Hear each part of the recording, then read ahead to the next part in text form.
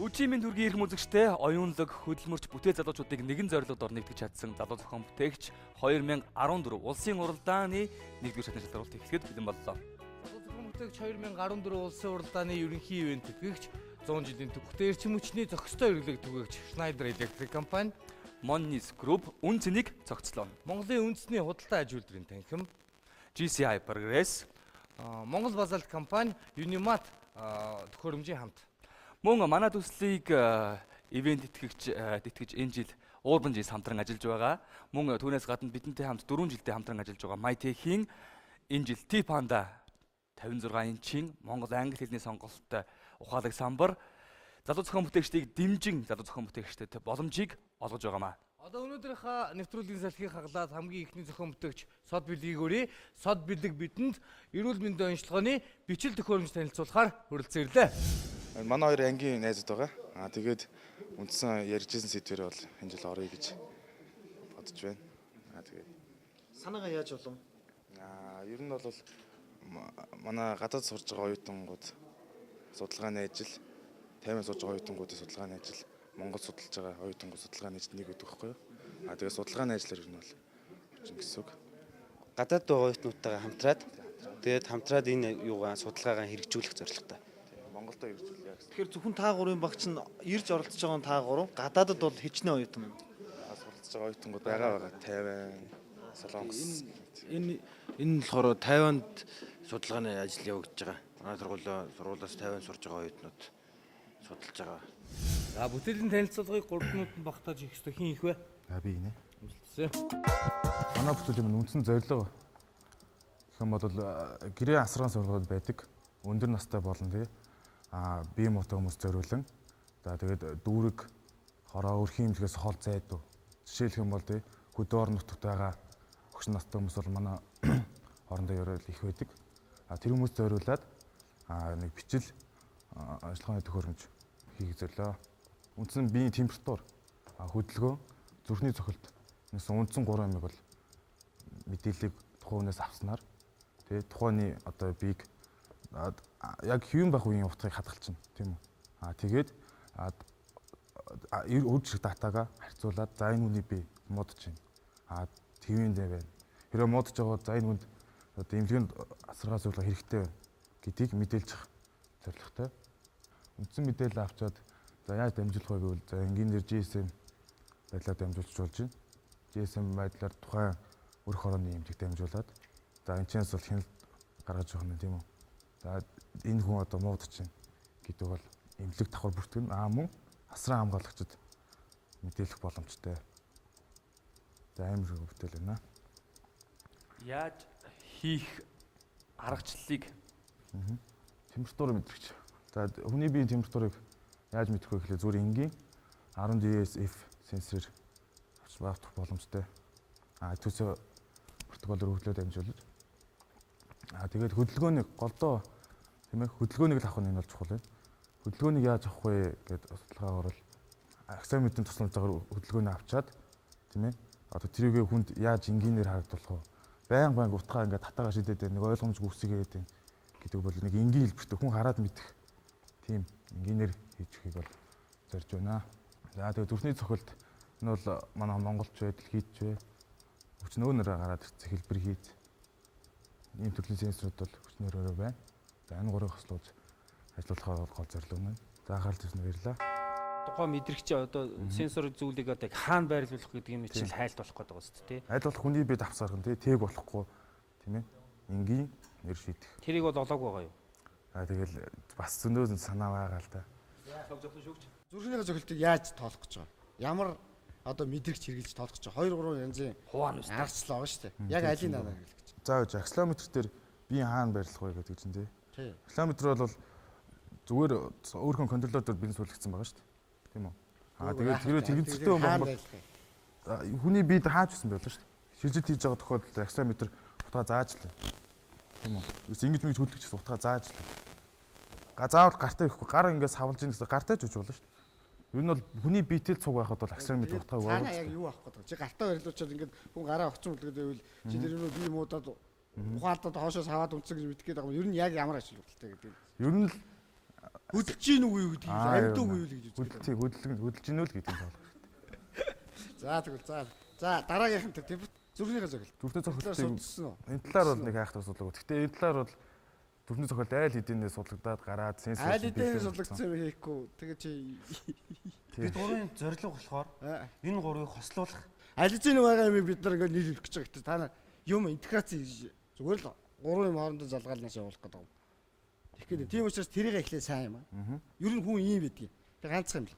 Одоо би энэ хүүхдүүдэд хэлээд байгаа. Маш их мэдээллийн орчинд асар их мэдээлэл бөмбөгцөр байгаад мэдхгүй юм байхгүй. Нэг Америк дээр л би тэр чинь мэдж байгаа. Тэр чинь аль хэзээ нууц би энийг судалж яхаа гэдэг байхгүй. Тэгээд чи яг энийг чадах гэхдээ чадах юм нэг ч байхгүй. Тэр тийм байж болохгүй мэт. Яахаа хөхтөр эхлээд яг тэр юмныхаа яаж ажилдгийг бүгднийг физик төвшин одоо тэр электроникийн дохионыхон төвшин яаж ашиглах уу. Тэгээ энэ олон мэдрэгчүүд чинь хүн нэг юм дээр хийгээ барилуулах бол нэг өөр хэрэг тий. Тэгээ та нар ч одоо ган дээр ээж барилуулсан болно, биен дээр ээж барилуулсан болно. Нөгөө эсэргүүцлийн 2 зондрын дээр хүний биеэр дөрөв уцаа. Ингэх юм шаарддаг юм уу? Зүгээр энд байгаа одоо шил мэдрэгчүүд багтаа зарим гарын дээр бугуун дээр барилсан бүх юм энэ дээр интеграц хийгдсэн байгаа шүү дээ. Гэтэл тийм байд юм байна. Бид нар тэрнээс илүү ингэх гэж байгаа. Гэж ингэж ярихгүй болохоор айлсаны судлагдаа болцсон юм одоо бид нар тэрийг үзээд яах вэ гэж ингэж болохгүй ч дээ даа.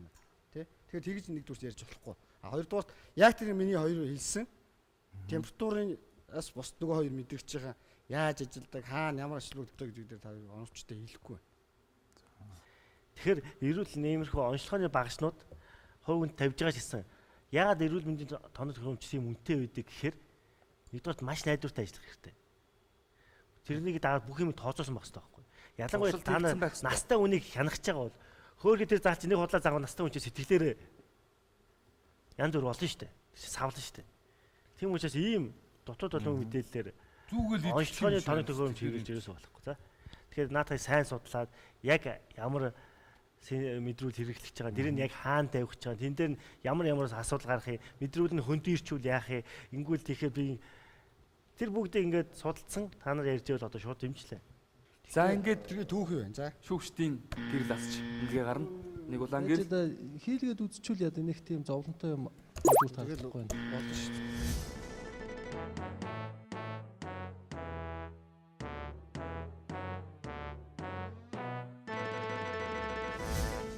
Манай баг болохоор нэгдүгээр шатанда зөвхөн санаагаа бэлдэж орж ирсэн. Тэгсэн чинь шүүгч нарын болохоор юу шаардсан? Судалгаа шаардсан. Тэгээд судалгаа байхгүй байсан учраас тэгж юмсангүй. Яг зүгээр санаагаа оллоо гэхэд судлаад энэ бүтээл ер нь хэрэгж боломжтой байсан уу? Ер нь бол боломжтой. 50-нд одоо судлагдаад явж байгаа бүтээл. Бид нар манай Монголч гэсэн судлаад явах боломжтой гэдэг давхар судлагдж байгаа бүтээл байгаа. Тэгээ шүүгчтэйгээ жоо ойлголцож чадсангүй. Тэгээ жоо харамсалтай л байна. Энэ болохоор эрүүл мэндийн онцлогоонд хөрөмжөөс энэ нь болохоор хүний эрүүл мэнд гэдэг чинь болохоор маш нарийн судалгаа энэ дээр болохоор эрүүл мэндийн тэр төхөөрөмжүүд нь шүү дээ. Маш өндөр үнэтэй байдаг нь болохоор тийм маш нарийн судалгаан дээр үндэслэж гаргасан байдаг. Тийм учраас та нар энэ судалгаа маш хэрэгтэй гэдэг. Тэгээ харин судалгаа жоох юм уу байна гэдэг л дээ. Тэгээд сая ялцлаа. Харамсалтай байна. Харамсалтай байна. Дурсгал болгоогүй. Та бүгдэд бас энэ ном олон шинэлэг санаа шийдлүүдийг бас өгөх хаа. Баярлалаа. Ерөнхий ивент тэтгэгч эрчим хүчний хэмнэлтэд үр ашигтай хэрэглээг түгээгч 100 жилийн түүхтэй Schneider Electric 35% дугаартай инх төвшин ахлагчтай багийнхан байна. Энэ өдрийн мэндийг хүргэе. За баярлалаа. Энэ телевизээр үзэж байгаа нийт ард түмэнд энэ өдрөд мэндийг хүргэе. Багийн гишүүн За бүгдэнд энэ өдрийн мэндийг хүргэе. хэн блэ? Цэлмэг. Үзүүлчихв. үзүүл л дээ. Энэ гараа өөр аргаар хийсэн. Энэ шатаж аллаа шүү дээ. Энэ үү? Тий. Одлоо гоё халж байна. Ингэж үзэгчд мэдэрдэг байхгүй юу? Шинэ Монгол сургуулийн сурагч Цэлмэг инх төвшин 2 өнгөрсөн жилийн уралдаанд халдаг боловч бүтээлээ санаагаа хөгжүүлж уралдааны 3 дугаар шат хүртэл хүчтэй өрсөлдөгчийн нэг байж чадсан. Харин энэ жил зохион бүтээгчид маань ямар шин санааг хөгжүүлж бүтээл болохоор ирснийг харцгаая. Өөрийнхөө бодол санааг тэгэд одоо бодож явдаг зүйлээ одоо би одоо хэр их мэдлэгтэй байна тэрнийг өөрөө шалгахч л ирсэн дээ. Багийн гишүүн хэр их мэдлэгтэй байна? Одоо өөрийгөө шойд үзье. Сосны дараа мэдье. За ямар санаатай ирв? За үеийн хүүхдүүдээс та хоёрын санаа юугаар онцлогтой юм бэ? Минийх болохоор одоо хөдөө орон нутгих одоо арга савраа үржил хүмүүс одоо аргалаа, уутлаа л тэрнийг арай хөнгөвчлсэн аргаар хийсэн. Тийм тэр тэрийг маань Жил болгон л ийм санаанууд орж ирдэг. Гэхдээ та хоёрын өөр юм байгаа үстэй. арай өөр. Нөгөө санаа нь Нөгөө санаа болохоор одоо арьс цэний үйлдвэрээс гардаг лаг ялгац. Тэрийг дахин боловсруулж түлших. Арьс цэний үйлдвэрээс гардаг хог хаягдлыг дахин боловсруулж тийм нүүрс шиг тийм хатуу бодис хийж байгаа. Тэгээд дахин болсон лаг нь болохоор 4000 ккал илчлэг гаргадаг. Харин багнуурын нөөц нь болохоор 3800-аас 4400 ккал илчлэг гаргадаг. Тэгэхээр дахин боловсруулсан лаг нь болохоор бараг ялгаа байхгүй байгаа. Тэгээд багнуурын нөөцнээс тэр лагийг одоо өндөр даралтанд шахаж нэгтийн их болгоул нүүрс шиг удаан халах боломжтой гэж би бодож байна. Тэгээд бид болохоор нэг ийм өрдөө шахах машин хийхэд байгаа. Тэр лагаа боловсруулахын тулд энэ болохоор нэг цилиндр хэлбэртэй сав. Тэрийг шахах хүнд нь таарсан резервуар. Тэгээд дотор нь болохоор тэр лагаа хийжээд энэний шүүлтүртэй. Тэр нь болохоор тийм хатуу лагийн үлдээгээд одоо усын доошо гүйлгэдэг. Тэгээд тэрийг шахаад одоо тэр лагийг шахангууд нягт нь их болж илүү удаан шатах магадaltaй болдог. Тэгээд тэрнээс гарсан хаягдал одоо ус чиг гэх юм да. Тэр нь болохоор маш муухай өнөртэй. Одоо малын ялгадас өснөөснийх нь хог орсон байдаг. Тэр нь болохоор бид бордоонд ашиглаж байгаа. Одоо энэ хотын утааны 60%-ийг гэр хороолоос гардаг. Гэр хороолд нийт 181 мянга өрг гэр байдаг. Тэд нэр ихэнхдээ нүүрс төлдөг. Тэгээд нүүрс нь болохоор удаан шатдаг учраас тэр хүмүүс ихэнхдээ нүүрс төлдөг. Нүүрс нь болохоор CO2 агуулсан болохоор озоны давхарт аюултай бас хүний биед аюултай. Тэгээд нүүрс нь их хэмжээний юу ардаг? Одоо металл бодис, хатуу бодис бий болгодог. Тэгээд тэрнээс болоод хүний бие муудах, уушгин муудах гэсэн асуудал байдаг. Америкт одоо энэ асуудлаас болоод жилдээ 10,000 хүн нас орж байгаа. Нүүрсний асуудлаас болоод тэгээд бид болохоор энийг одоо энэ үйл явдлыг засахын тулд энэ лагийг сонгосон. Лаг нь болохоор багнуурын нүүрстэй бараг ижилхэн гэтээ хор уушгаараа арай бага нүүрснээс. За зэлмгэнээс төгсөөрэй. Цанд дуслаа. Lag шаварт маань одоо lag шавар гэж буруу хэлж байна. Лагт маань юу орж байгаа вэ? Ямар зүйлээс бүтэж байгаа вэ? Хорол малын янз ялгацсан алдсан байдаг.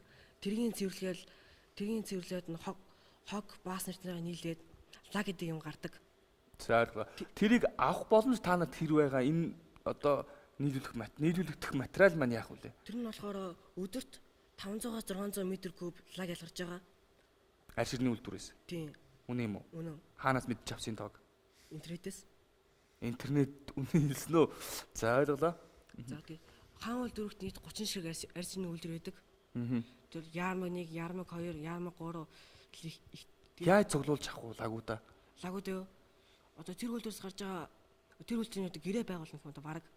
Тэр үйлдвэрээс гарч байгаа лагийг аваад тэгээд энийг өөрөө шахаад тэг түших юм. За ойлголоо. Арьс ширийг боловсруулдаг үйлдвэрийн хог хаягдал гэсэн үг болж таарч юм уу? Мөн. Тэгэхээр нөгөө арьс ширийг чинь боловсруулсан тэр боловсруулад гаргахад ашигладаг хүнд хортой материалууд их ашигладаг те химийн хор. Тэгээ тэрний одоо хог хаягдлыг туулгол руу шууд оруулахгүй байна гэдэг асуудал үүсдэг штэ. Тэгэхээр тийм хор материал тэр хаягдалд агуулгаж байгаа байх л та тий тодорхой хэмжээгээр би яг өөрөө арьс ширний чиглэлийн хүн биш болохоор сайн мэдэхгүй байна. Тэгэхээр тэр чиглэлийн хүмүүстэй нууцж асуусан уу? Тэр хог хаягдал хүнд металл агуулсан ч юм уу? Хортой зүйл агуулсан. Одоо бол зүгээр нэг малын өтөг бууцыг шахаад түших тухай биш болчлоо шүү дээ. Наа чи үйлдвэрийн хог хаягдлыг та нар шатаах гэдэг шүү дээ. Одоо нөгөө байгаль орчин эрүүл ахуйд хоргүй гэсэн баталгаа болж чадах уу? Тэрийг асуудал авуулсан уу? Тэг шатаа болохоор нүүрснээс арай бага. Хор уршиг нүүрснээс арай бага гэхгүй. Нүүрс ч юм болохоор нүүрс шатаахад CO2 Тэр хин тогтоосон бэ? Хор уршиг бага гэдгийг. Бага гэдгийг үү? Судалгааны газар тэр лагийг лагийг авчирчаад үзүүлсэн юм л да. Тэгэхээр одоо багнуурын үүрстэй баг ижлэг юм байна. 4000 ккал ижлэг ялгарч юм байна. Ижлэг ялгах нь биш. Одоо хорт утаа гэж яриул яг уу. Шаталтаас үүсчээ тэр утаа тортог тэр нь хүний биед хортой юм уу хоргон болоо л гэж асуусан юм л да. Яг лагийг шатааж хэрэгэлтэй юм байна. Гэхдээ лаг шатаахта асуудал нь бол яг нэхмэлээс үйлдвэрт бол ерөөсөө осолтой гинэ. Диоксин фуран гэдэг бодис ялгарх магадлал өндөртэй байдаг учраас тэрийг хянд юм байна. Арьс ширэн дээр энэ хувь нь бага боловч пентахлорфенол гэдэг бодис байх магадлал маш өндөртэй гэж. Тэгэхээр өөрөөр хэлбэл лагаа шатааж болно. Шатаахта эдгээр давхар бодисууд үүсгэхээс сэргийлж маш өндөр хяналтан дотор шатаах нь шүү дээ. Тий. Тэгэхээр та нарын хувьд бол одоо хийх жоохон төвөгтэй болох гэдэг юм л да. Өөрөөр хэлбэл тэр хянах юмаа яаж хийх вэ, тийм ээ? Тэгвэл махны үйлдвэрийн нөгөө ялгцээж Тэгэхээр махны үйлдвэрийн ялгцээж малын гүзэн төр байдаг. Тэрүүгээр хийвэл бас болох уу? За тэрнийх энэ бол нэхмэл савхины үйлдвэрүүдийн л үг өгсөн байна л да. Тэгэхээр махны үйлдвэрдээ ямар ах вэ? Нилээн наа чин судалгаа хийж яах бол болохгүй нэ. За. Тэгэхээр явуулсан энэ жилдээ бол хэрэггүй баг. Та нар нилээн сайн судалгаа хийгээд тэрийг яаж хянтын өөрөөр хэлбэл шатаахаас өмнө нэмэлт бодисууд үүсээд тэрэнд ичээс давхар хянах систем аюултай юм биш. Тэр хяналтын системийг зохион бүтээс гадна зүгээр шатааж болохгүй юм шиг байна. За. Тэсвэр эрдэмтэй болох нь. Тэр бас нилээн. За тэгэхээр шүүгчдийн гэрэл Тийм учраас би бол хоёр хүүхдэд хэлэх гэж шахмал түүсгэхээс илүү зүгээр тэр үйлдвэрийн шингэн хог хаягдлаас энэ шахмалын үгийг ялгаад авчих. Эхний зүгээр ялгаад авчих. Тэр төхөөрөмж байхад тодорхой өөр хэмжээнд өөргөө гүйцэтгэх чинь гэж хэлэх гээд байна л да. Тэгэхээр яг энэ шах гэдэг энэ ихээ хийц дээр бас анхаараарай. Явж манаа нөгөө нэг бяцлах шахтай холбоотой юмнууд дээр гаргахад яаж нөгөө тхийг гаргачихгүй барих вэ гэдэг асуудлууд байгаа шүү дээ. Тэр зүйлүүдээс нэлээд бас энэ уламжлалт технологи дээрээс бас авах зүйлүүдийг авч судлаад энийг ер нь хийх шаардлагатай. Ганц энэ лаг гэхгүй чиний сайн яриад байгаа малын дайвар бүтээгдэхүүнүүд ч гэсэн тэр юмнуудаас бас шингэнээс нь ялах хэрэгтэй юм ер нь бол шаардлага байгаад. Тэгэхээр та дэмжиж байна гэсэн үг таны гэрэл ногоон гэрэл цог жохлон шүүгч ялзруулахгүй хадгалахад одоо манайх ч дандаа давсалж байгаа шүү дээ. Тэр натрийн холоор юм уу холоорын төрлийн бодисууд их хэмжээгээр агуулгач. Үйлдвэрт очиод тэр чинь идээлээд янзлагуудаа өсийн салгахтаа холоор юм уу холоорын шохоо хэрглэж байгаа тий. Тэгээ бүр их боловсруулаад ихтэй одоо биднээс мэд хромыг ашиглаж байгаа шүү дээ. Тэгэхээр тэр шингэн хаягдал дээр чи яаж яах гэхээр одоо давсны суурьтай тийм хими элементүүд тэгээ шохоо хром гэдэг ийм төрөл бүрийн хими бодисууд үргээр хэлж байгаа учраас шууд тэрийг аваач шахааж шатаана гэвэл болохгүй. Тэгэхээр Болдбаатар шүүгчийн хэлдгээр одоо тэр яадаг арьс ширнээс илүүдэл гарсан ч юм уу яадаг үгүй бол үсийн салгаж авдаг юм уу үгүй бол тэр хаягдлын салгаж тийм л механик юм гэхээс шууд ягаад шахаж чана үл хэцүү. Тэгээ арьс ч гэсэн өөрөө арьс биш тийм ээ. Арьсны нэг 66 орчим хувь нь одоо жишээлбэл дэгдэмхий бодис уу ус үлдсэн 33% нь уулан хуура бодис байна л да.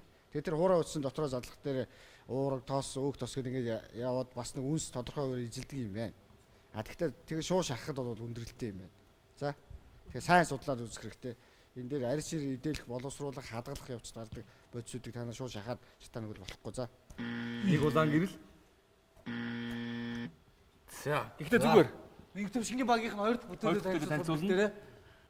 За, энэ бүтээл нь болохоор одоо хөдөө орон нутагт арга савар үүрэл аргалаа төгөл өгдөг. Тэрнийг арай хөнгөвчлсөн.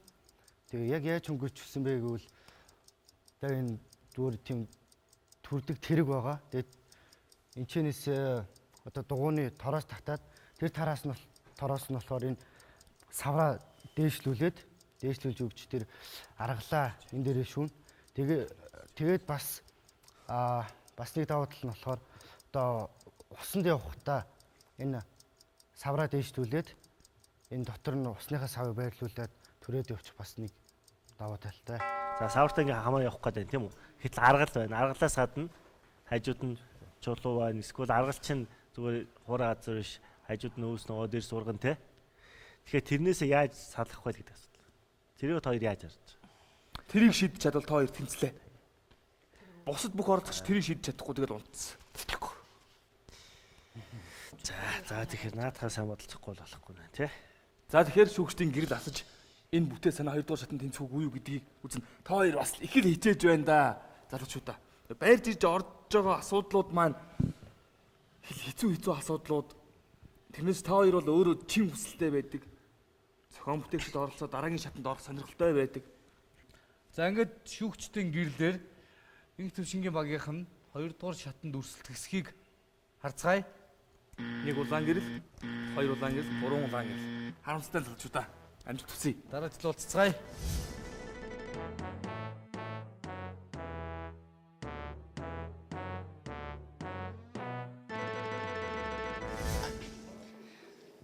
Яг өөрийнхөө санаан дээр тэр аргалаа яг тэр саврын төвхтэй тэр яг чулуутай хамт үүдэг гэж байна. Тэр чулууг нь яг яаж шийдэх вэ гэдгийг бас битээр сайн судлааг болох тэрэн дээр л алдчихлаа. Эхний санааг би бас яг та хоёрыг хараал сууж илээ. Эхний санаан дээр судалгаа жоохон дутуу байсан юм а да.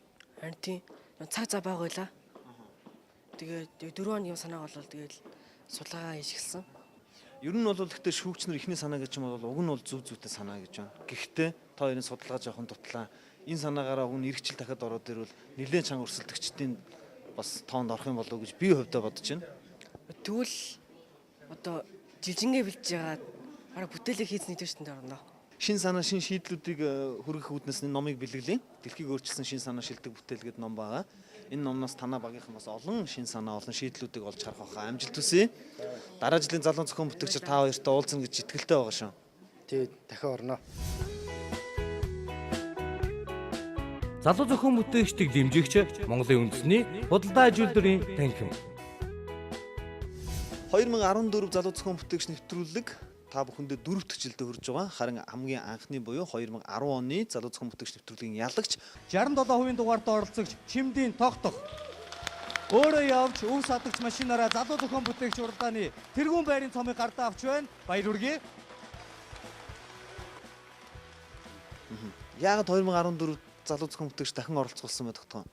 За энэ удаагийн залуу зохион бүтээгч уралдаанд бол би одоо бас нэг анхны жилийн тэргүүн байрнаас хойш 2-3 жилийн дараа оролцож байна.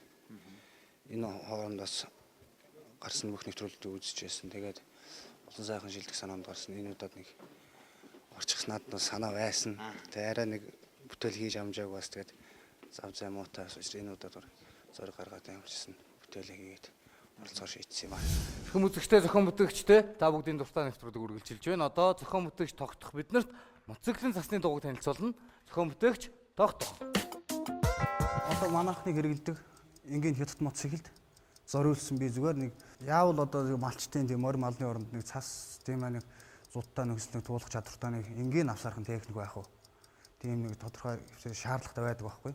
Тэгэд би энэ мотоцикл зүгээр нэг яг ийм цасны дугуй хийгээд зүгээр нэг өгсраад амьдрал ахуйдаа ашиглаждаг бол боломжийн юм болов гэсний үднээс энийг хийсэн байгаа. Энэ бүтээлийг хийгээд энэ жил би бүр турч үзээд явуулсан байгаа. Энэ нь болохоор од нэгэсэндээ 8 хос дугуйтай. Энэ камбаны энэ тээвэрлэгч болохоор камбаны тийм налуугийн тээвэрлэгч байгаа. Энэ том араа бол GPS 60 гэдэг дээхний өтрмийн будаа ачигчийн захын дамжуулагчийн лараа гэж би одоо бодоод байгаа. Тийм араа авчираад энэ хоёрын алхам таарсан учраас би бас ариус мариус их зөрүүтэй байгаа учраас тааруулаад ингэ хийсэн байгаа. Энд мотоциклийн нөгөө барвааны араа гэдэг хойд араа. Энэ хоёрын холбогдсон зөөлн холбоогоор холбогдсон байгаа. Тэгэл энэ дээр хосоос 2 хос шаарихтай. Энэ бол цасны мотоциклүүдийн загваруудыг би олон харсан л да. Яг тэрийг нэг тэн дээрээс санаа аваад бас тэн дээрээс харж яах юм юу байна гэж үзэл. Энэ тээвэрлэгчийн хувьд бол нэг цасны мотоцикл болохоор тийм зөөлн их тийм зориултын тийм хаймар тээвэрлэгчд байт юм лээ. Тэгээ миний энэ болохоор энэ шейптэй одоо манайхны нөхцөлд одоо олд шийгдсэн материалын сонголт ийм шүүтэй байгаа. Ийм бүтээлтэй оролцсон байна. За согж автны шүүгч алдар сэтгүүл үзлэх байх л та. Алдар сэтгүүлийн одоо модулист конструкторын хийцээр өвлийн дугаарууд дээр 10 сараас 2 сарын дугаарууд дээр бүгдэн дээр нэмэт зөндөө байна. Тий. Зүгээр манай Монгол сэтгүүл дээр залуу зохион бүтээгч сэтгүүл дээр бас байгаа. Гэхдээ одоо чи өөрөө хийгээд туршаад үзсэн бол ажлын хэсэг дээр чи одоо энэ төмрөөр хийсэн юм уу? Яг энэ юу? Тий, төмрөөр хийсэн би. Энэ төмөртэй хэсгийг өөрчлөх байлгүй бодвол тэн дээр бол яг тийм байхгүй байлээ л дээ.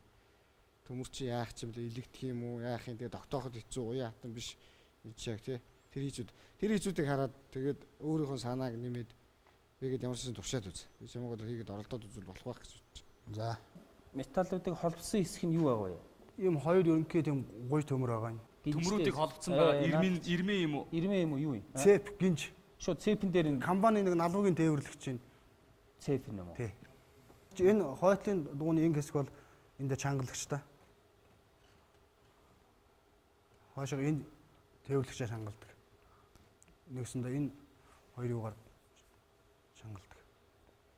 Шүүгчид асуух асуултаа дуусгасан. 2-р шатанд тогтох бүтээлээ Авчрах уу? үгүй юу гэдгийг одоо Шүүгчид гэрлэр шийднэ. Нэг ногоон гэрэл, нэг улаан гэрэл. 2-р шатанд уулзцай тогтгоо.